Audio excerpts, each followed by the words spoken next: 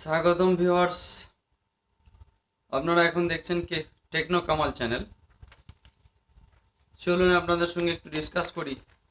একদম প্রিলিমিনারি পয়েন্টটা যে ডিসকাস করব, যেটা মানুষ এখন জানেই না বা অধিকাংশ ছাত্রছাত্রীদেরকে জানানোই হয় না। কেন করছি তার কারণটা আমি একটু বলছি। দেখুন, ক্লাস 10-এর সিলেবাসে ইংলিশ সিলেবাস কি আছে, মার্কস ডিভিশন কি আছে। ছেলেরা 95% রুরাল এরিয়া ছেলেরা জানে না যে মার্কস ডিভিশন কি আছে, তার সিলেবাসে কি আছে। কেন বললাম কথাটা? মাস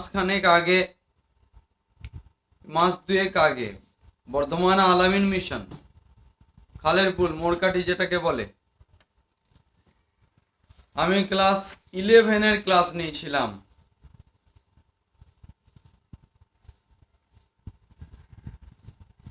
আর ক্লাস 11-12 দুটোই ক্লাস নিয়েছিলাম।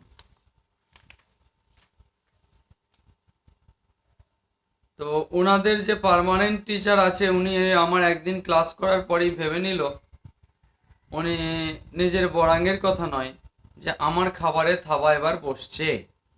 সেই জন্য রটিয়ে দেওয়া হলো কি, ছেলেদের হাতে হাতে জেরক্স ধরিয়ে দেওয়া হয়েছিল, আমি ধরিয়ে দিয়েছিলাম, প্লাস প্রত্যেককে নিজের হাতে কপি ছিল, সেই কপি ধরে ধরে ব্যাখ্যা করেছি। গ্রামারের পোর্শনটাতে একদম ডার্কনেস মনে হলো, অন্ধকার, কিছুই জানে না। আপনারা মিশন মানিয়ে হাইফাই এটা ভাববেন না, তবে মিশন মায়া হাইফাই এটাও আছে, এটা অস্বীকার করার জায়গা নেই। তো বলেছিল 11-এর ইংরাজি সিলেবাসে প্যারাগ্রাফ নেই। আরে আমি সেখানে চাকরি করতে যাইনি, পয়সার জন্য যাইনি। I only went there to give my voluntary service in order to increase the education of my people. অজুহাত কি দিল? প্যারাগ্রাফ নয়। চ্যালেঞ্জ করুন, চ্যালেঞ্জ যাব। কোনখানে বসবেন বসুন, আজ পর্যন্ত ক্ষমতা হয়নি। বলছে প্যারাগ্রাফ নেই। কথাটা কে বলেছিল? বাপন বাবু বর্ধমান আলামিন মিশনের, এই মোরকাঠি আলামিন মিশনে যিনি এখন ইংরাজির দায়িত্বে আছেন। সামনাসামনি বসুন, চাকরি ছেড়ে দেবো যদি প্রমাণ করতে পারেন যে 11S সিলেবাসে প্যারাগ্রাফ নেই।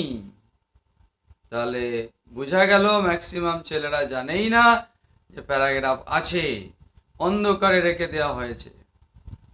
টেক্সটটুকু শুধু মানে করে বেরিয়ে গেছে। গ্রামার কোথায়, কোন সূত্র থেকে কোথায় এলো, কোন বইয়ে জেনুইন জিনিস আছে, কোনটা পিকে দে সরকারে আছে, কোনটা আরপি সিনহাতে আছে, কোনটা অক্সফোর্ডে আছে, কোনটা ট্রেজার ট্রুবে আছে, ডিবি ভট্টাচার্যের লেখা, সে সম্বন্ধে তারা নামগুলোই শোনেনি। এবং কিভাবে ফাঁকি মেরে নাম্বার পাওয়া যায় সে কোনো কৌশল বা ট্রিক্স কিছুই শেখানো হয়নি। পড়ে নাম্বার পাওয়া যায় এটাই তো শেখানো হয়নি। সে জায়গায় ফাঁকি মেরে নাম্বার, সেটা তো দূরের কথা। ফাঁকি মারা মানে চুরি করে বলছি না, কারো দেখে বলছি না, টুগলি করে বলছি না। ব্যাপারটা বোঝার চেষ্টা করুন, একটু পরে আমি বলছি। তার আগে আমি বলে দিই, আমি প্রাক্তন ছাত্র বর্ধমান যোৎসাদি হাই স্কুলের। আমার মাস্টারমশাইরা এখনো তখনকার মাস্টারমশাইয়ের মধ্যে এখনো কিছু মাস্টারমশাই চাকরিরত আছে। দেখলাম মাননীয় রাজকুমার দে মহাশয়, উনি অনলাইন টিচিং দিচ্ছেন। আমি আগে ওনার সম্বন্ধে কমেন্ট করেছিলাম যে উনি কোন সাবজেক্টে টিচার আমি ধারণা করে উঠতে পারি না, বা ওই সমুদ্রকে পরিমাপ করার যোগ্যতা আমার নেই, বা সেই ধৃষ্টতা দেখানোটাও আমার ঠিক হবে না। তবু একটা কথা বলে রাখছি, যে উনি যে লেবারটা দিচ্ছেন, বাকিরা যারা আছে তারাও সেই কাজটা করুন, অন্তত ছাত্রদের স্বার্থে। কারণ বসে বসে মাইনে গুনে নেবেন, এটা ঠিক কথা, বেশ আপনি যোগ্যতায় চাকরি পেয়েছেন, এটা মেনে নিলাম। আপনার মানবিকতা কি বলে, আপনার হিউম্যানিটি কি বলে, মানসিকতা কি বলে? যে ছেলেদেরকে ফিডব্যাক দেওয়া, ছেলেদেরকে কাজ দেওয়া, তার ফিডব্যাক নেওয়া, তাদের ইভ্যালুয়েশন করা, সংশোধন করা, এটা না শুধুমাত্র ব্যাংকে টাকাটা 30 তারিখ 1 তারিখের দিকে লক্ষ্য রাখে সময় পার করা, কোনটা? আরে ব্যাংকে আপনার স্যালারি টাকা কাটার ক্ষমতা কারো নেই, ওটা তো আপনি পাবেনই। সেই জায়গায় একটুখানি পরিশ্রম করুন, ছেলেদেরকে একটু দেওয়ার চেষ্টা করি। কোনো ব্যক্তিকে কি দেখেছেন যে শুধুমাত্র কোনো ব্যক্তিকে দেখেছেন যে গাই কিনেছে গোবরের জন্যে? না, মানুষ গাই কেনে দুধের জন্যই, কিন্তু গোবরটা কি হয়, বাই প্রোডাক্ট পেয়ে যায়। আপনি না পড়ালেও আপনি পয়সা পাবেন। আপনি গাইটা শুধু দুধ নিয়ে নিলে দুধ পাবেন, আর না গোবরটা না নিলে আপনি অটোমেটিক পাবেন। This is the by product. তা আপনি মাইনে তো পাবেনই, সম্মানও পাবেন, মাইনেও পাবেন, কিন্তু তার সঙ্গে বাই প্রোডাক্ট হিসাবে স্টুডেন্টদের দিকটা একটু দেখুন। এটা কিন্তু আমি কারো পার্টিকুলার নাম ধরে বললাম না। এমন কিছু টিচার আছে যাদের ভাষার মধ্যে অশ্লীলতা আছে। এমন কিছু কিছু স্কুল আছে যেখানে 3-4টে করে লবি, মানে ওখানেও রাজনীতি চলছে, আর ছেলেরা সেটাই শিখছে। শিখুক, কোনো অসুবিধা নাই, পরের ছেলে পরম আনন্দ, যত গোল্লায় যাবে ততই আনন্দ। কত বড় একটা কথা, একজন স্কুল টিচারের মুখ থেকে কিভাবে এরকম বেরোয় যে আমি যে শালা কি মাল, তোরা সেটা বুঝিস না। এটা পুরো তাপস পালের মতো কথা হয়ে গেল। এলাকা যদি ভালো হতো, শাসক ভালো হলে প্রজারা ভালো হবে, না হলে এই জায়গাটাকে ঠান্ডা করে দেওয়ার মতো ক্ষমতা আধ ঘন্টা লাগতো না। চলুন বাজে না বকে টেক্সটের দিকে যাই। আমার প্রিয় মাননীয় শিক্ষক মহাশয় রাজকুমার দে, উনি ক্লাস করাচ্ছেন। আপনারা ভিডিওটা শেষ পর্যন্ত দেখবেন, ওনার খুব ইমপ্রেসিভ একটা ক্লাস আছে। সবকটা ভিডিওই খুব ইমপ্রেসিভ। আমি আবার এই বক্তব্যের সঙ্গে ওনার একটা ক্লাসকে জুড়ে দিচ্ছি, আগামীতেও দিতে থাকবো, ওপরওয়ালা যদি রাজি থাকে। চলুন দেখি। আমি সর্বপ্রথম ক্লাস 10-এর সিলেবাসের নাম্বার ডিভিশনটা কি আছে এটা জানানোর চেষ্টা করছি আপনাদের, এবং এখানটাকে কিভাবে নাম্বারকে ক্যারি করবেন, নাম্বার বাড়িয়ে আনবেন, মানে অল্প পরিশ্রমে বেড়ে যাবে, সেটা আপনাকে শিখিয়ে দেওয়ার চেষ্টা করছি। আশা করছি অসুবিধা কিছু হবে না। অসুবিধা হলে ফোন নাম্বার আমার ম্যাক্সিমাম সবাই জানে, ফোন করবেন। রাজকুমার বাবু আছে, আমার মাননীয় শিক্ষক মহাশয় উনি আছেন, ওনাকেও ফোন করবেন, আশা করছি সমাধান হবে। চলুন দেখি। ক্লাস 10-এর এখনো পর্যন্ত যে পজিশন হয়ে আছে, সেকেন্ড ইউনিট টেস্ট পর্যন্ত, প্রায় লকডাউনের ফলে সেকেন্ড ইউনিট টেস্ট কি থার্ড ইউনিট পর্যন্ত এসে যেতে পারে। তাহলে ফার্স্ট ইউনিট থেকে সেকেন্ড ইউনিট দুটোর ফিডব্যাক আপনাদেরকে আজকে দিচ্ছি আমি। ফার্স্ট ইউনিটে আপনার ব্লিজ বলে যে বইটা আছে ইংরাজি, সেখানে সিলেবাস হচ্ছে ফাদার্স হেল্প, এটা আছে এই চ্যাপ্টারটা। হ্যাভেল বলে একটা আছে, রাফ ওয়াল্ডো এমারসনের লেখা। 3 নম্বরে আছে দ্য পাসিং অ্যাওয়ে অফ বাপু, নয়নতারা সেহগাল লেখা। আর ফাদার্স হেল্প লিখেছে আর কে নারায়ণ, রাশিপুরম কৃষ্ণস্বামী নারায়ণ। উনি ওনার বিখ্যাত দুটি লেখা Malgudi days are the guide, এটার জন্য উনি বিখ্যাত। ওনার যে লেখা গাইডটা আমরা অনার্স লেভেলে পড়েছি, খুব ভালো একজন রাইটার আর কে নারায়ণ। তো সেকেন্ড সামেটিভে কি আছে, ফার্স্ট সামেটিভে হচ্ছে 40 নম্বর, সেকেন্ড সামেটিভেও 40 নম্বর। এবার ডিভিশনটা কিভাবে পরে বলছি। সেকেন্ড সামেটিভে my own true family, Ted হাগসের লেখা, এটা আছে। আর কি আছে, run away kite, our run away kite, Lucy Montgomery এর লেখা। তারপরে কি আছে চলুন দেখি, সি ফেভার, জন ম্যানসফিল্ডের লেখা, এটা সেকেন্ড ইউনিট টেস্টে আছে। এই যে তিনটের নাম বললাম আমি, প্রত্যেকটা ইউনিটে ফার্স্ট ইউনিটেও 40 নাম্বার, সেকেন্ড ইউনিটেও 40 নাম্বার। নাম্বারটা ডিভিশনটা কিভাবে হবে চলুন দেখি। ডিভিশনে কি আছে, রিডিং স্কিল সিন, অর্থাৎ আপনার গদ্য অথবা পদ্য থেকে দিতে পারে, আবার দুটোই দিতে পারে। ওখানে 10 নাম্বার আছে, 10 নাম্বার। 10 নাম্বারটা আবার কিভাবে হবে পরে বলছি।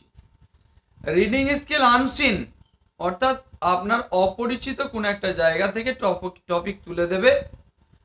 বেশিরভাগই ক্ষেত্রে কারেন্ট ঘটনাগুলোকেই তুলে দেয়, আবার কখনো কখনো পুরাতনও ব্যাপার দেয়, কখনো কখনো কারো জীবনী তুলে দেয়, কখনো কখনো কোনো জায়গায় মারাত্মক দুর্ঘটনা ঘটেছে এই ধরনের রিপোর্টগুলোকে তুলে দেয়। তো ওইটাকে আনসিন বলছে, দিয়ে ওর ওপর কোশ্চেন করা হবে। কোশ্চেন থাকবে 10 নম্বরে। রাইটিং স্কিল স্পেসিফিক কিছু উল্লেখ করা নেই। রাইটিং স্কিল মানে এখানে মাধ্যমিকের যা রাইটিং লেভেল আছে তার উপর থাকবে 10 নম্বর। কি মাধ্যমিকের থাকতে পারে রাইটিং স্কিলে? ওয়েস্ট বেঙ্গল গভর্নমেন্টের যে সিলেবাস কপি আমার হাতে আছে সেখান থেকে শুধু রাইটিং স্কিল বলেই ছেড়ে দিয়েছে, কিন্তু আমার যতটুকু জানা আছে, ভুল হতে পারে, যে রাইটিং স্কিলের মধ্যে পড়ে লেটার রাইটিং, লেটার আবার দুটো, অফিসিয়াল রাইটিং আর হচ্ছে তোমার private writing, formal writing, non formal writing. হতে পারে প্যারাগ্রাফ, এটাও হতে পারে। রিপোর্ট হতে পারে আপনার রোড অ্যাক্সিডেন্ট, হতে পারে ফ্লাড অ্যাফেক্টেড এরিয়া, এটা হতে পারে deplorable condition of hospital, bad condition of roads, হতে পারে ব্যাড কন্ডিশন অফ হসপিটাল, হতে পারে মিসইউজ অফ মাইক্রোফোন, হতে পারে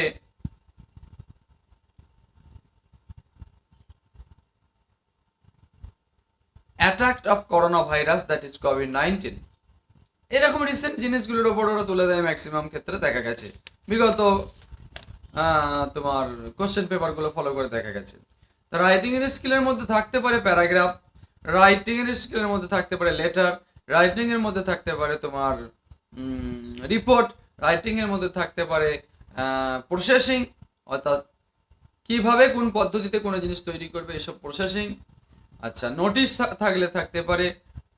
এই সমস্ত বিষয়গুলো প্রাসঙ্গিক আছে। আরও কিছু বিষয় আছে, ভিডিওটাকে এলাবোরেট করব না, পরে বলবো। আপনাদের যদি পার্সোনাল কারো উপকারে লাগে ফোন করবেন বা হোয়াটসঅ্যাপ করবেন। রাইটিং স্কিলের ওপরেও ফার্স্ট ইউনিটেও 10 নম্বর আছে, সেকেন্ড ইউনিটেও 10 নম্বর আছে। গ্রামার ফার্স্ট ইউনিটেও আছে 6 নম্বর, সেকেন্ড ইউনিটেও আছে 6 নম্বর। ভোকাবুলারি 4 নম্বর আছে, ফার্স্ট ইউনিটে 4, সেকেন্ড ইউনিটেও 4 নম্বর আছে। ভোকাবুলারিটা কি? আনসিন যে প্যাসেজটা তুলে দেবে ওর সিনোনিম খুঁজে বার করতে হবে। একটা দিয়ে দিল আপনার কমন, যে স্মল মানে ছোট, এই লেখাটা আপনার ওই 4 নম্বর কোশ্চেনে দিয়েছে।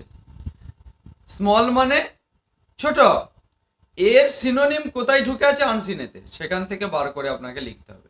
সাপোজ মনে করেন ওখানে টিনি বলে কোনো একটা জায়গা আছে, টিনি TINI কোনো একটা ওয়ার্ড আছে, ওই টিনি মানেও ছোট, তাহলে টিনি আর স্মল এই দুটোকে মিলিয়ে দেন, হয়ে গেল 1 নম্বর পেয়ে গেলেন। এইভাবে 4টে নাম্বার থাকবে। আচ্ছা, এবার আমি যে বলে এলাম সিনেতে থাকবে বলে এসেছি আমি রিডিং স্কিল সিনেতে বলেছি 10 নম্বর। 10 নম্বরের ডিভিশনটা কি হবে, কিভাবে 10 নম্বরকে ভাগ করবে? MCQ type multiple choice question, 4টে করে অপশন থাকবে, 3টে ভুল থাকবে, সঠিক যেটা সেটাতে টিক মারতে হবে অথবা গোল করতে হবে, কি নিয়ম আছে আমি জানি না, সম্ভবত টিক মারতেই হয়। তারপরে হচ্ছে তোমার VSAQ, short answer type question. আচ্ছা, MCQ থাকবে 2 নম্বর, শর্ট অ্যান্সার টাইপ কোশ্চেন অর্থাৎ এক বাক্যে কোশ্চেনটার উত্তর লিখতে হবে, সেটা থাকবে 2 নম্বর। একটা প্রশ্ন, তার উপরে থাকবে 2 নম্বর, দুটো প্রশ্ন নয়, প্রশ্ন একটাই, নাম্বার থাকবে 2, হয়ে গেল 4। তারপরে আপনি চলুন SAQ, short answer type question, ওটা হচ্ছে VSAQ, ওটা হচ্ছে মানে সংক্ষিপ্ত আকারে থাকবে, এটা আরেকটু বড় হবে। সেখানে থাকবে আপনার 2টো কোশ্চেন, 1 নম্বরে 2, 2টো কোশ্চেন 1 নম্বর করে, তাহলে কত হলো? এখানেও 2, ওখানেও 2, ওখানেও 2, 6 হয়ে গেল। এটা হলো পদ্য থেকে দেবে, কিন্তু আছে আমাদের 10টা নাম্বার গদ্য থেকে, মানে সরি প্রোজ থেকে দেবে 6 নম্বর। আর সিন থেকে কি দেবে, পোয়েম থেকে কি দেবে? MCQ অর্থাৎ মাল্টিপল চয়েস কোশ্চেন, 4টে অপশন দেবে, 2 নম্বর। কোশ্চেন থাকবে 2টো, নাম্বার থাকবে 1 করে। চলুন, শর্ট অ্যান্সার টাইপ কোশ্চেন থাকবে দুটো, নাম্বার থাকবে 1 করে, তাহলে 2 2 4 হয়ে গেল, 10 মিলে গেল আমাদের সিলেবাসের সঙ্গে। আনসিনের জন্য কি আছে চলুন দেখি। এমসিকিউ আনসিনেতে ওই 4টে করে অপশন দেওয়া থাকবে, একটাতে টিক মারতে হবে, সেখানে 4টে থাকবে কোশ্চেন, 4 গুণিত 1 সমান 1 গুণিত 4 সমান 4 নাম্বার। তারপরে VSAQ short very short answer type question, মানে খুব সংক্ষিপ্ত কোশ্চেন, সেখানেও থাকবে 4টে কোশ্চেন 1 নম্বর করে, সেটা 4 হলো, তাহলে 4 4 8 আপনারা পেয়ে গেলেন আনসিন থেকে। এখনো আনসিন আমি বলেছিলাম 10 নম্বর 2 নম্বর এখনো পড়ে আছে, সেটা কি না এসএকিউ অর্থাৎ short answer type question. Very short answer type question থেকে এটা একটু বড় হবে, 1 লাইন। ভেরি শর্ট অ্যান্সার টাইপের কোশ্চেন হচ্ছে 1 লাইন হবে, এটা হয়তো 1.5 লাইন কি 2 লাইন, যে প্রশ্নটা যেমন হবে, লাইনটা ব্যাপার নয়, অ্যাপ্রোপ্রিয়েট অ্যান্সারটাই ম্যাটার। এখানেও থাকবে দুটো কোশ্চেন 1 নম্বর করে 2, তাহলে মোট হয়ে গেল 10। সিনে 10, সিনে 10, আনসিনে 10। সিনে 10-এর মধ্যে বলে দিয়েছে কি প্রোজ থেকে গদ্য থেকে থাকবে 6, আর পোয়েম থেকে থাকবে হচ্ছে 4। আর আনসিনের মধ্যে আমি কি বললাম, এমসিকিউ থাকবে 4টে, 1 নম্বরে 4টে কোশ্চেন, আর very short answer type question থাকবে 1 নম্বরে 4টে question, short answer type question থাকবে 2 নম্বরের 1 নম্বরে 2টো কোশ্চেন, তাহলে মোট হয়ে গেল এখানে আমাদের কি 40 নম্বর, এখানে 10 10 20 হয়ে গেল। এবার চলুন দেখি গ্রামারের দিকে। 6 নম্বর গ্রামার থাকবে, এর কোনো পরিধি নাই, গ্রামারের কোনো বেঁধে দেওয়া যাবে না। স্কুল যদিও কিছু কিছু স্কুল নিজেরা কোশ্চেন করে ফেলে সিলেবাস বেঁধে দেয়, কিন্তু আর ওয়েস্ট বেঙ্গল গভর্নমেন্ট কি করেছে আমি জানি না, তবে এর কোনো সিলেবাস নেই, মানে নির্দিষ্ট পরিমাণ পড়বে। মাধ্যমিক লেভেলে যত গ্রামার আছে সবই করতে হবে, হতে পারে ফ্রেজাল ভার্ব, হতে পারে ট্রান্সফরমেশন অফ সেন্টেন্স, হতে পারে ন্যারেশন চেঞ্জ, হতে পারে ভয়েস চেঞ্জ, হতে পারে জিরান অ্যাপ্লিকেশন অফ জিরান, হতে পারে অ্যাপ্লিকেশন অফ পার্টিসিপেল, হতে পারে পজিটিভ সেন্স অফ ভাওয়েল, হতে পারে হচ্ছে তোমার ভয়েস চেঞ্জ, হতে পারে ডিগ্রি চেঞ্জ, হতে পারে অ্যাফার্মেটিভ টু নেগেটিভ, অর্থাৎ ট্রান্সফরমেশন অফ সেন্টেন্সের দলে যেগুলো পড়ছে এভরিথিং, হতে পারে ফ্রেজাল ভার্ব। ফকটিয়া নাম্বার আপনি পাবেন, দেখুন ফ্রেজাল ভার্ব আমি বললাম না ফাঁকি মেরে নাম্বার, খুব ভালো করে মনে রাখার চেষ্টা করুন। ফ্রেজাল ভার্ব আপনি একটাই যে কোনো সালের একটা টেস্ট পেপার নিয়ে নেন, দেখুন টেস্ট পেপারের প্রত্যেকটা পাতা উল্টে উল্টে ফ্রেজাল ভার্ব যেগুলো আছে খাতায় তুলুন, দেখবেন ম্যাক্সিমাম 40 থেকে 42টা হবে, ওর মধ্যেই ঘোরপাক খাচ্ছে সব, ওই 40টা 42-এর মধ্যেই পেয়ে যাবেন মাধ্যমিকের পরীক্ষায় 5খানা কোশ্চেন কি 4খানা কোশ্চেন থেকে হুবহু কমন পাবেন। যেমন আমি গোটা কত বলে দিয়েছি, পুট আপ উইথ, এইটা ফ্রেজাল দিয়েছে, আপনি তার জন্য কোন ওয়ার্ডটা বসাবেন। পুট আপ উইথ মানে সহ্য করা, আপনি ওখানে বসাবেন টলারেট বা বেয়ার উইথ, যা খুশি বসিয়ে দিতে পারেন, ওখানে থাকতে হবে, কিন্তু টলারেট অপশনটা থাকতে হবে। 2 নম্বর হচ্ছে তোমার টেক্সট আফটার, মানে একই রকম দেখতে, রিজেম্বলস, এর সিনোনিম মানে এর সঙ্গে মিনিং হবে কি, ওয়ার্ডটার সঙ্গে ম্যাচ হবে কি resembles, text after. Put up with মানে সহ্য করা, টলারেট বললেন। লুক ডাউন আপন ঘৃণা করা, হেট, এটা হতে পারে। আবার এরকম হচ্ছে তোমার মেকআপ, মেকআপ মানে হচ্ছে কভার করা, কোনো জিনিসটাকে কভার করে দেওয়া, make up the loss, that is ক্ষতিপূরণ করা, মেকআপ দিতে পারে। আপনার আবার কি দিতে পারে, গো থ্রু, গো থ্রু মানে রিড, এটা হতে পারে। তারপরে হচ্ছে তোমার দিতে পারে মেক আউট, বুঝতে পারো, আন্ডারস্ট্যান্ড, এটা দিতে পারে। ফ্রেজাল ভার্ব কটা 40টা আপনার খাতায় লিস্ট করে রাখুন। 1 2 ন্যারেশন চেঞ্জ যা দেবে তাই করতে হবে। 3 ভয়েস চেঞ্জ একটা থাকবেই, যা দেবে তাই করতে হবে। আপনি পেয়ে যাবেন এখান থেকে ফ্রেজাল ভার্বে পেয়ে গেলেন 4 থেকে 5, ন্যারেশন চেঞ্জে পেয়ে গেলাম 1, ভয়েস চেঞ্জে পেয়ে গেলেন কত 1, তাহলে 5 আর 2 7 নম্বর হয়ে গেল। 3 নম্বরের জন্য আপনি যেটা খাটবেন transformation of sentence, article and preposition. Article প্রিপোজিশনের কোনো মাথা, আর্টিকেলটার তো একটা লিমিট আছে, প্রিপোজিশনের কোনো মাথা ছাতা কিছু নেই।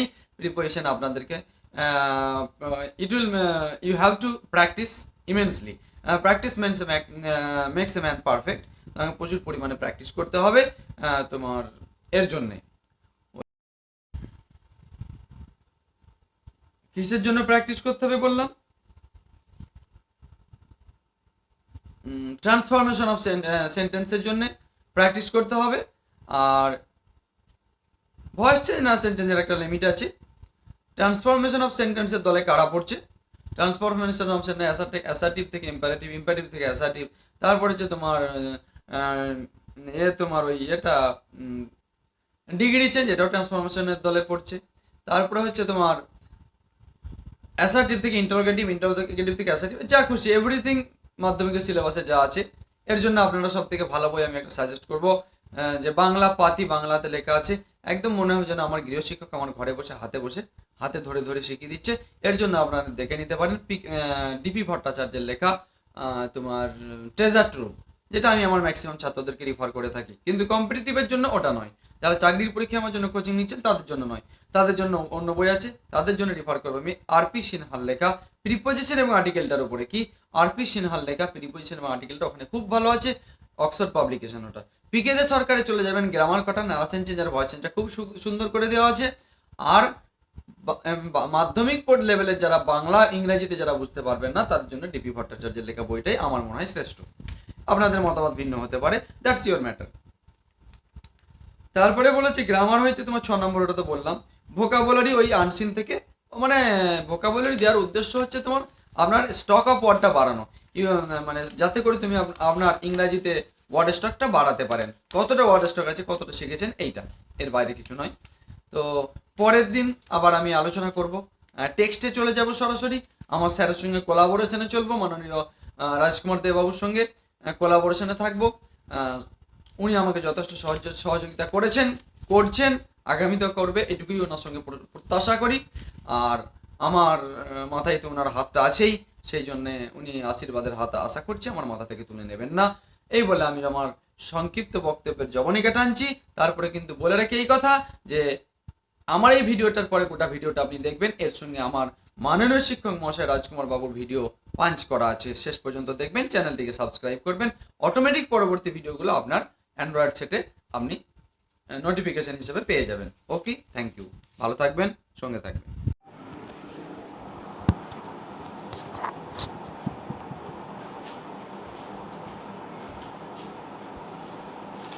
প্রত্যেককেই শুভেচ্ছা জানাই। বিদ্যালয়ে ইতিমধ্যে অনলাইনে ক্লাস শুরু হয়েছে। 2021 সালে তোমরা মাধ্যমিক পরীক্ষা দেবে, সেই কথা মাথায় রেখেই কিন্তু তোমাদের বাড়িতে প্রস্তুতি নিতে হবে। আজকে আমরা যে সমস্যার সম্মুখীন হয়েছি তাকে ওভারকাম করার জন্যই কিন্তু আমরা আজকে এই আমাদের মাধ্যম, যে মাধ্যমে পড়াশোনা চালিয়ে যেতে হচ্ছে, আর কিছুই না। হয়তো ক্লাসরুমে একটা সিসিটিভি ক্যামেরা আছে, তার সেটা নিয়ে তোমার লক্ষ্য করে লাভ নেই। আমি ক্লাসরুমে যেমন ক্যাজুয়ালি পড়াই সেরকমভাবে আমি পড়িয়ে যাব। শুধুমাত্র তফাৎ এই যে আমি তোমাদের দেখতে পাচ্ছি না, তোমরা হয়তো আমাকে দেখতে পাচ্ছ, আমি তোমাদের দেখতে পাচ্ছি না। কিন্তু তোমাদের কোনো সমস্যা সৃষ্টি হলে অবশ্যই তোমরা ফোন করে কিংবা হোয়াটসঅ্যাপে আমাকে জানাবে। ইতিমধ্যেই 10ম শ্রেণী তোমাদের সৌমিত্রবাবু নিশ্চয়ই ত্রিকোণমিতির কোণ পরিমাপের পদ্ধতি নিয়ে আলোচনা করছেন, এবং দিলীপবাবু উনি যত সম্ভব দ্বিঘাতকরণী আরম্ভ করেছেন। আমি ইতিমধ্যেই তোমাদের পরিমিতি লম্ববৃত্তাকার চোঙ শেষ করেছি।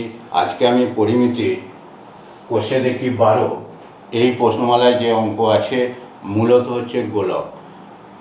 এই গোলক নিয়ে আমি আজকে আলোচনা করব। এবার দেখো গোলক,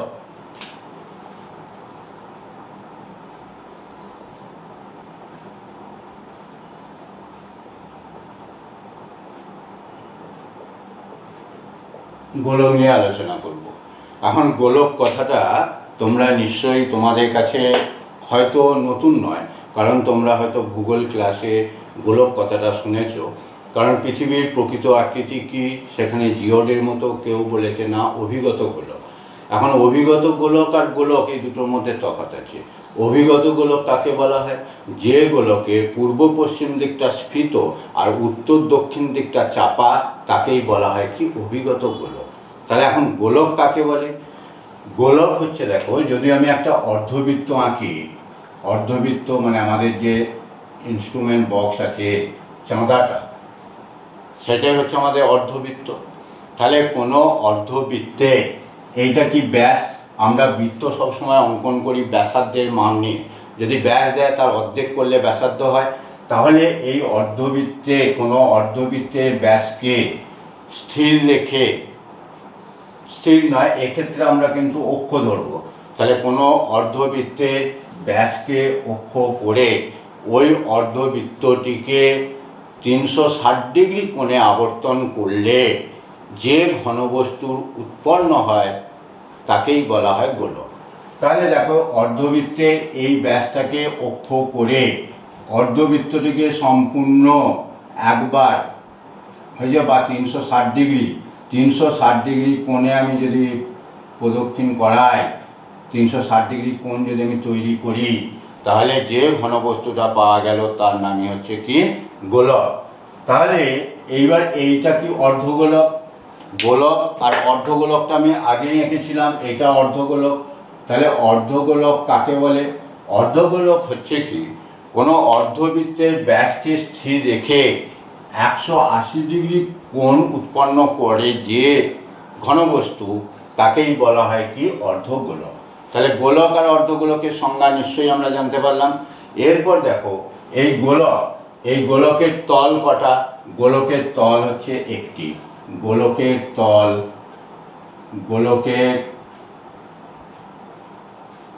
তল সমান একটি। সেই তলটা কেমন? বক্রতল। তলটি কীরকম? বক্রতল হয়েছে।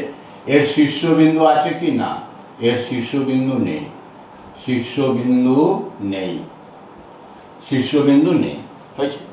এবার অর্ধগোলক যেটা, অর্ধগোলকের তল কটা? অর্ধগোলকের তল সমান দুটি। তার মধ্যে একটি কি? একটি বক্রতল, একটি হচ্ছে বক্রতল, আর আরেকটি কি? সমতল হয়েছে। তাহলে এই কোশ্চেনগুলো তোমাদের এমসিকিউ, শূন্যস্থান পূরণ কিংবা সত্য মিথ্যা আসবে 1 নম্বরে। তাহলে এই 3টে জিনিস আমাকে মনে রাখতে হবে যে গোলকের তল হচ্ছে একটা, তার কীরকম? বক্রতল, এর শীর্ষবিন্দু আছে কি? নেই। অর্ধগোলকের তল কটি? দুটি, একটি হচ্ছে বক্রতল আর একটি হচ্ছে সমতল। এইবার দেখো, এই গোলকের অঙ্ক করতে গেলে আমাদের কিছু প্রয়োজনীয় সূত্র জানতে হবে। সেই প্রয়োজনীয় সূত্র এবার আমি তোমাদের লিখে দিচ্ছি, তোমরা লিখে নেবে কিংবা আত্মস্থ করবে। করার পর কিন্তু অঙ্ক করাতে যাবে।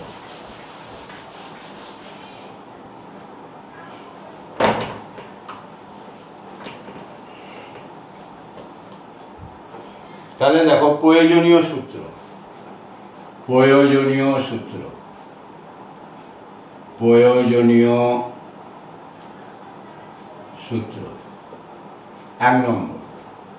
1 নম্বর সূত্র হচ্ছে গোলকের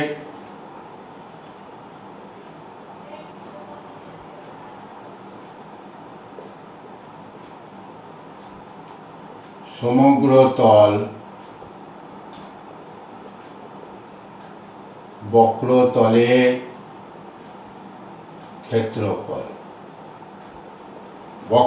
ক্ষেত্রফল সমান কি? 4 পাই ইন্টু ব্যাসার্ধ স্কোয়ার। 4 পাই আর স্কোয়ার বর্গ একক। 2 নম্বর সূত্র কি?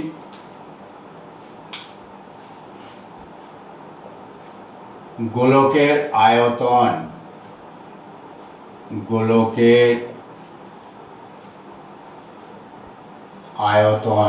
সমান 3.5 পাই আর কিউ ঘন একক।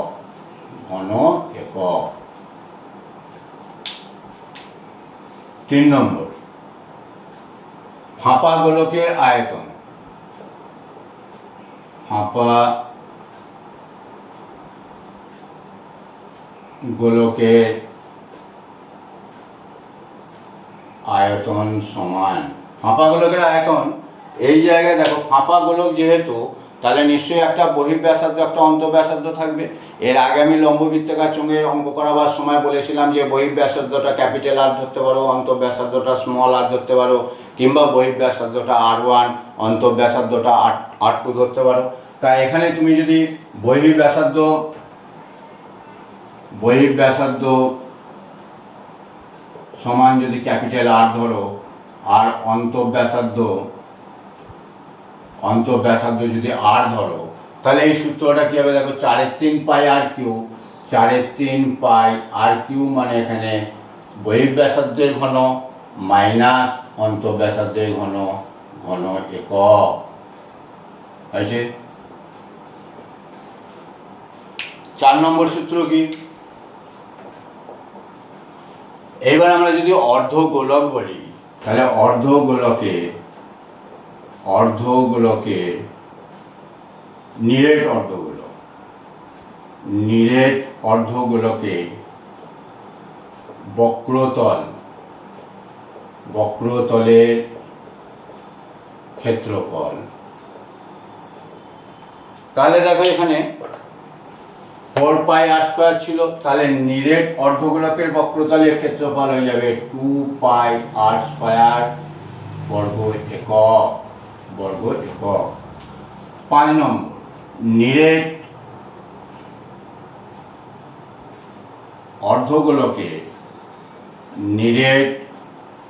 অর্ধগোলকের সমগ্র তলের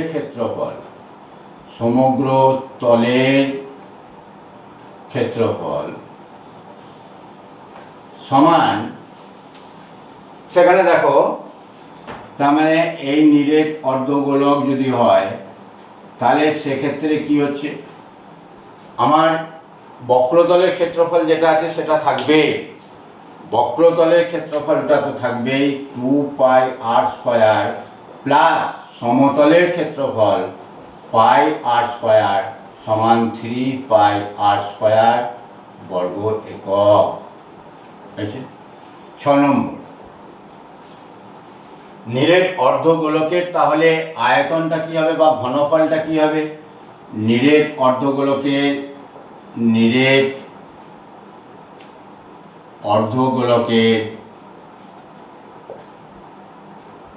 ঘনফল বা আয়তন যাই হোক না কেন, তাহলে এখানে 4/3 পাই আর কিউ ছিল, তাহলে তার হাফ হয়ে যাবে, তাহলে 2/3 পাই আর কিউ, 2/3 পাই আর কিউ ঘন একক আছে। এই প্রয়োজনীয় সূত্রগুলো আমি তোমাদের ক্লাসেও বলেছি বারবার, যে তোমরা একটা আর্ট পেপারে এই প্রয়োজনীয় সূত্রগুলোকে স্কেচ পেন দিয়ে ভালো করে লিখে তোমার স্টাডি রুমে রাখবে।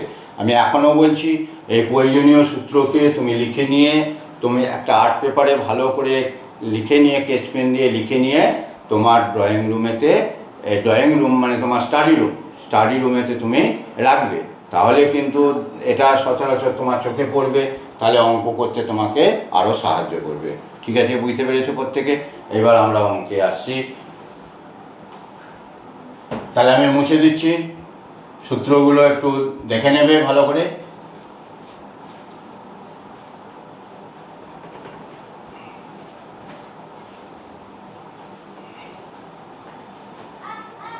চলো, বই ছিঁড়ে গেছে। প্রথম অঙ্ক দেখো, 1 নম্বর অঙ্ক বলেছে, আমি কিছু অঙ্ক করে দিচ্ছি, বুঝিয়ে দেবো, তোমরা করে রাখবে, না পারলে আমাকে বলবে, আমি করে দেবো। একটি গোলকের ব্যাসার্ধের দৈর্ঘ্য 10.5 সেমি হলে তার সমগ্র তলের ক্ষেত্রফল কত? তাহলে ব্যাসার্ধ দিয়ে দিয়েছে, তাহলে ব্যাসার্ধ সমান আর সমান ব্যাসার্ধ বলেছে কত, 10.5 সেমি। তাহলে বলেছে কি সমগ্র তলের ক্ষেত্রফল, তাহলে সমগ্র তলের ক্ষেত্রফল আমরা একটু আগে বললাম কি, সমগ্র তলের ক্ষেত্রফল বা বক্রতলের ক্ষেত্রফলগুলোকে 4 পাই আর স্কয়ার বর্গ একক, তাহলে 4 পাই আর স্কয়ার বর্গ একক, তাহলে সমান এখানে দেখো 4 গুণিত 22/7 গুণিত 10.5 গুণিত 10.5 বর্গ সেমি, তাহলে সমান এখানে 7 দিয়ে কাটলে 7 একে 7, এটা হয়ে গেল, তাহলে 4 গুণিত 22 গুণিত 15/10 গুণিত 105/10 হয়েছে, 5 3 2 2 4 হলো, হয়েছে। আবার এখানে 2 দিয়ে এখানে 5 হলো, 2 দিয়ে এখানে 11 হলো, 5 দিয়ে কত হয়ে গেল 21। তাহলে 3×66 ইন্টু 21 এত বর্গ সেমি।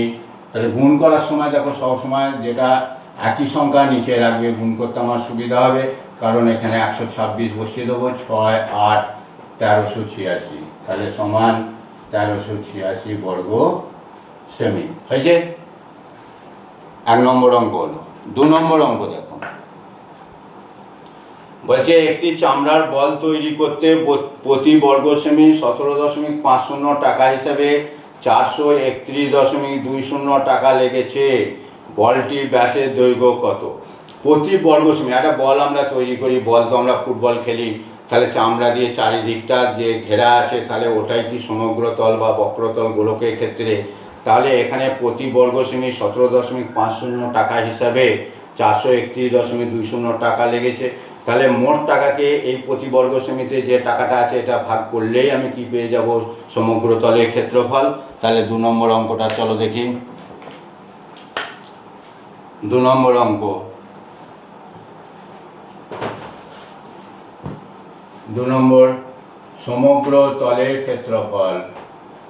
সমগ্র তলের ক্ষেত্রফল তাহলে সমান কত হয়ে যাবে? 431.20 ডিভাইডেড বাই 17.50। তাহলে দেখো এখানে সমগ্র তলের ক্ষেত্রফল 4πr² ইকুয়াল টু এই দশমিক উঠে গেল, তাহলে 431.20 ডিভাইডেড বাই 17, এটা কেটে গেল। তাহলে এবারে বা দিয়ে দেখো 4 গুণিত 22 এর 7 গুণিত r² সমান 4312 ডিভাইডেড বাই 175। তাহলে r² সমান, তাহলে 4312 ডিভাইডেড বাই 175 গুণিত 7টা উপরে চলে গেল, 4 গুণিত 22 হয়েছে। তাহলে এবার কাটাকাটি করতে হবে। চলো দেখো এখানে 2 দিয়ে কাটলে 2 2 4, 2 4 হয়েছে, 1 11, 5 দিয়ে 10, 6 দিয়ে 12, আবার 2 দিয়ে কাটলে কত হয়? 10 দিয়ে 20, 7 দিয়ে 14, 8 দিয়ে 16। এবার 11 দিয়ে কাটলে কত হয়? 11 দিয়ে 22, 11 দিয়ে কাটলে এটা 9 11 99, 8 8 11 88, আবার 2 দিয়ে কাটলে কত হয়? 9 দিয়ে 18। এবার দেখো এটা 7 দিয়ে যাবে, 7 দিয়ে 14, 5 7 35। তাহলে সমান কত হয়ে গেল? 49/25। তাহলে অতএব r সমান কি হয়ে গেল? √49/25 ইকুয়াল টু কত? 7/5 হয়ে গেল। তাহলে 49 সমান কি? 7 গুণিত 7, 25, 5 গুণিত 5, 49-এ বর্গমূল করলে 7 হয়, 25-এ বর্গমূল করলে 5 হয়। তাহলে ইকুয়াল টু এটা আমাকে উত্তর চেয়েছে ব্যাসের দৈর্ঘ্য কত। তাহলে ব্যাস সমান কি? 2r। তাহলে 2 গুণিত 7/, কিংবা এটাকে একবারে যদি আমি এটা করি তাহলে 5 একে 5, 2.0, 4 5 20, তাহলে 2 গুণিত 1.4 সমান 2.87। ওকে, বুঝতে পেরেছো? ঠিক আছে, আর একটা অঙ্ক আমি করছি, করে তারপর বুঝিয়ে দিচ্ছি, তোমরা বাড়িতে করবে, না পারলে আমি করে দেবো। কি বুঝতে পেরেছো?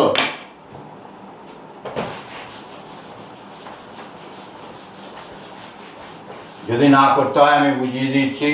3 অঙ্কটা বলেছি স্কুলে শর্টপাট খেলার জন্য। একটা লোহা বল বিদ্যালয়ে থাকে, প্রত্যেকে দেখেছো। আর একটা কি থাকে? ডিসকাস থাকে। ডিসকাসটা কি ফাঁপা এরকম গোল চাকতির মতো, আর লোহ বল যেটাকে আমরা শর্টপাট বলি সেটা হচ্ছে লোহ বল, গোলকের মতন সেটা আকৃতি। যে বলটি ব্যবহার করা হয় তার ব্যাসের দৈর্ঘ্য 7 সেমি। ব্যাস বলেছে 7 সেমি। 3 অঙ্কটা ব্যাস বলেছে 7 সেমি। তাহলে অতএব ব্যাসার্ধ সমান, ব্যাসার্ধ r সমান 7/2 সেমি। এটা লিখে রাখলে। এবার কি বলেছে? যে বলটিতে কত ঘন সেমি, বলটিতে কত ঘন, ঘন কার একক? নিশ্চয়ই কোনো বক্রতল, সমগ্রতল তো বর্গ একক। আয়তন বা ঘনফলের একক হচ্ছে ঘন, তাহলে নিশ্চয়ই এর আয়তনটা বার করতে হবে। তাহলে গোলকের আয়তন কি বলা হয়েছে? 4/3 πr3। তাহলে এখানে r এর মান পেয়ে গেলাম। তাহলে 4/3 πr3 ঘন একক, ঘন একক। তাই এখানে মানটা কি করব, 4-এর 3 গুণিত 22-এর 7 গুণিত 7-এর 2 গুণিত 7-এর 2 গুণিত 7-এর 2। কি আছে? ঠিক আছে, করতে পারবে? ক্যালকুলেশন করবে? নাহলে ক্যালকুলেশন না হলে, না মিললে আমাকে বলবে, আমি তারপর করে দেবো। ঠিক আছে, তারপরে দেখো 4-এরটা। ওকে, 28 সেমি দৈর্ঘ্যে ব্যাস বিশিষ্ট একটি নিরেট গোলক জলে সম্পূর্ণভাবে নিমজ্জিত করলে যে পরিমাণ জল অপসারিত করবে তা নির্ণয় করি। 28 সেমি দৈর্ঘ্যে ব্যাস বলেছে, ব্যাসার্ধ কত হবে তাহলে? 28/2 = 14 সেমি। নিরেট গোলককে জলে সম্পূর্ণভাবে নিমজ্জিত করলে যে পরিমাণ জলটা অপসারিত করবে সেটা কি হবে? তার আয়তনটা হবে। ধরো আমি এইটা একটা নিরেট গোলক, যদি এই ধরনের গোলক গোল নেই এখন এই ওয়েস্ট পেপারটা, এরকম গোল যদি আমি এখানে জল আছে এরকমভাবে ডোবাই, তাহলে জলটা কি হবে? নিমজ্জিত হবে, ওপরের দিকে উঠে পড়বে। জলে সম্পূর্ণভাবে নিমজ্জিত করলে যে পরিমাণ জল অপসারিত হবে তা নির্ণয় করি। তাহলে তার কি হয়ে যাবে? 4-এর অঙ্কটাও আমাকে কি বার করতে হবে? আয়তন 4-এর 3 পাই আর কিউ, যেখানে আর এর মান দিয়ে দিয়েছে কত?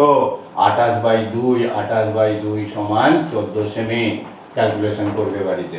তাহলে 4-এর 3 গুণিত 22-এর 7 গুণিত 14 গুণিত 14 গুণিত 14 এত ঘন সেমি। ওকে, 5-এর অঙ্ক দেখো। 5-এর অঙ্কটা বলছে কোনো গোলাকার গ্যাস বেলুন ফোলাবার সময় তার ব্যাসার্ধের দৈর্ঘ্য 7 সেমি থেকে, যখন ফোলাচ্ছি ফোঁ দিয়ে, তার ব্যাসার্ধটা দেখা গেল কি 7 সেমি, তারপর আরও বেশি হাওয়ার ভিতরে যাওয়ার জন্য সেটা 21 সেমি, আরও তার ব্যাসার্ধটা বেড়ে গেল। এখন এই যে বেড়ে গেল, পূর্বের এবং পরে সমগ্র তলের ক্ষেত্রফলের অনুপাত কত? তাহলে সোজা অঙ্ক। তাহলে দেখো প্রথমেরটা ছিল আর সমান কত? 7 সেমি। প্রথমেরটা 7 সেমি, যেই এটাকে ফোলালাম, ফুলিয়ে বেশি হলো কত? 21 সেমি হলো। তাহলে এর আমাকে কি বার করতে হবে বলো? মানে এর মানে সমগ্র তল বাইরের দিকটা হয়েছে। তাহলে এখানে 4 পাই r স্কয়ার, তাহলে এটা 4 পাই r স্কয়ার, এরও 4 পাই r স্কয়ার, এটা হয়ে গেল। তাহলে এইটা অনুপাত করবে, হয়েছে। তাহলে এই দুটোর অনুপাত করে কত হয় দেখবে। তাহলে দেখো 4 পাই কেটে যাবে, এখানে আমি যদি করিয়ে দিই তাহলে এটা হচ্ছে 7 স্কয়ার ইজ টু এটা কত? 21 স্কয়ার। এই স্কয়ার কিন্তু কাটবে না, তাহলে এটা সমান 7 গুণিত 7 ইজ টু 21টা আমি ভাঙছি, 21টা তাহলে কত হয়ে গেল? 21 গুণিত 21 হচ্ছে, তাহলে সমান 7 গুণিত 7 ইজ টু 7 গুণিত 3 গুণিত 7 গুণিত 3। এই 7 এই দুটো, বাম দিকে দুটো 7 ডান দিকে দুটো 7 কেটে গেলে এটা 1:9 দেখবে। অ্যান্সার সম্ভবত 1:9 হবে। ওকে, বুঝতে পেরেছো? ঠিক আছে, আজকে এই পর্যন্তই থাক। তার কারণ হচ্ছে পরের ক্লাসে আমি আবার পরপর অঙ্কগুলো করিয়ে যাব বা বুঝিয়ে যাব। আজকে এইটা ধাতস্থ করো, বিশেষ করে সূত্রগুলো। আজকে যে গোলকের সম্পর্কে যে সূত্রগুলো বলা হলো, গোলকের সমগ্র তলে বা বক্রতলের যে ক্ষেত্রফল বলা হলো 4 পাই r স্কয়ার বর্গ একক, গোলকের আয়তন কি বলা হলো? 4-এর 3 পাই r³ ঘন একক, ফাঁপা গোলকের তার আয়তন কি বলা হলো? 4-এর 3 পাই ব্যাকেট দিয়ে ক্যাপিটাল আর তার ঘন মাইনাস স্মল আর তার ঘন, অর্ধ গোলকের যে বক্রতল বলা হলো 2 পাই r স্কয়ার বর্গ একক, এবং সমগ্র তলের ক্ষেত্রফল বলা হলো 2 পাই r স্কয়ার প্লাস পাই r স্কয়ার সমান 3 পাই r স্কয়ার বলা হলো। ফাঁপা অর্ধ গোলকের যে আয়তন বা ঘনফল বলা হলো, সেখানে 2-এর 3 পাই r³ ঘন একক। বাড়িতেই থাকবে, বাড়ির বাইরে বের হবে না। কঠিন পরিস্থিতি সামনে, তোমাদের কঠিন পরীক্ষা, জীবনের প্রথম পরীক্ষা। এই পরীক্ষায় তোমাদের ভালো রেজাল্ট করতে পারলেই তবে তোমরা সাইন করতে পারবে, এই কথাটা মাথায় রাখতে হবে। বাকি সমস্ত কিছু মাথা থেকে উড়িয়ে দিতে হবে। এই মুহূর্তে তোমরা বাড়িতেই থাকবে, বাড়িতে থেকেই পড়াশোনা করবে, প্রত্যেকেই সুস্থ থাকবে, বাড়ির প্রত্যেকেই সুস্থ থাকুক, এই কামনা করে এই ক্লাস শেষ করলাম। ওকে।